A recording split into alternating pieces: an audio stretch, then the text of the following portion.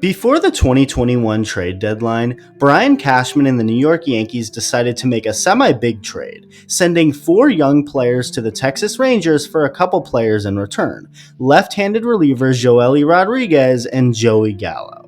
Skip ahead to 2022, and the Yankees have been very good, arguably the best team in all of baseball. They've been firing on all cylinders, with their offense playing a huge part in why they've been winning as much as they have.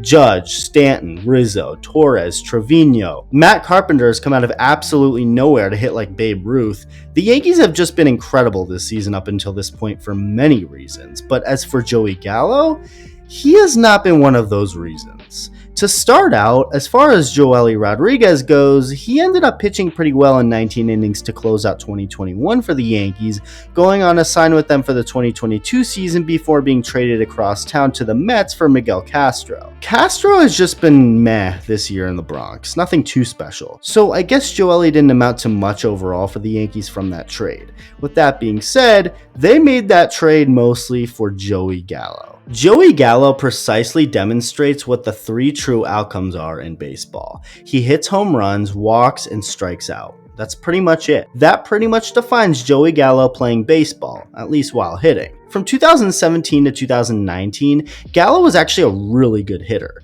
In those 3 seasons, he hit 103 home runs with an 869 OPS, walking over 200 times, but also striking out over 500 times with a 217 batting average.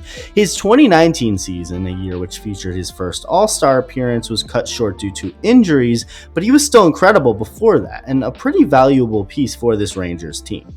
The shortened 2020 season wasn't good for Gallo, but since it was only a 58-game sample size for him that season, it wasn't much to look at. But as for 2021, Gallo was back to his vintage form. In his first 95 games of the 2021 season, Joey Gallo was real good, hitting to an 869 OPS, connecting for 25 home runs, and driving in 55 runs while being named an All-Star. After several years of hitting to this production, only to do it again in 2021, this of course enticed teams to start looking at acquiring him, and the Texas Rangers, being a last place team, naturally were all in to get some future pieces in return for a player like Gallo, eventually sending him off to the Bronx.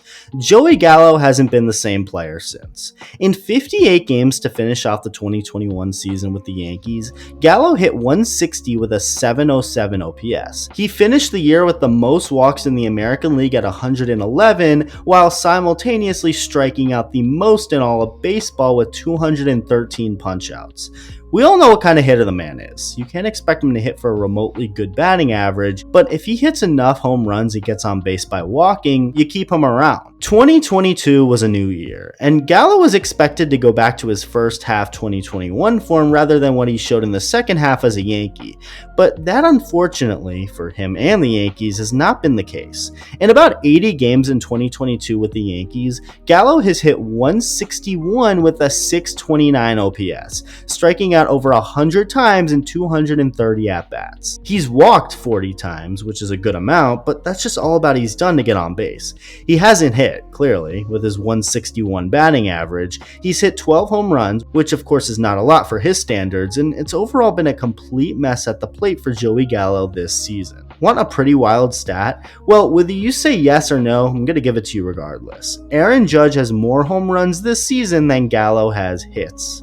No joke. It's gotten so bad to the point that the Yankees have made a deal to replace him, trading for Andrew Benintendi from the Kansas City Royals. And Benintendi is quite the opposite kind of player than Gallo. In over 90 games this season so far, Benintendi has hit 320 with a 785 OPS, hitting only 3 home runs. 3, that's it. But his on-base percentage is good and he hits for a great average, so the Yankees want him to be a new outfielder for them.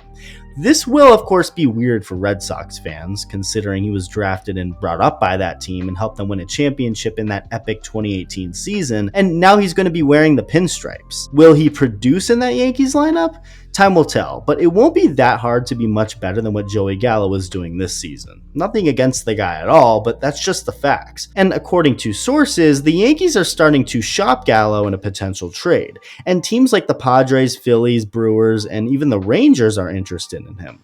It's pretty clear what Gallo needs is a change of scenery, and it looks like that may be happening sooner than later. Now, that change of scenery could be one he's familiar with back in Arlington, Texas, or it can be a whole new place, but either way, Joey Gallo needs to go elsewhere and get back to his vintage form, as the Yankees are running out of patience with him right now.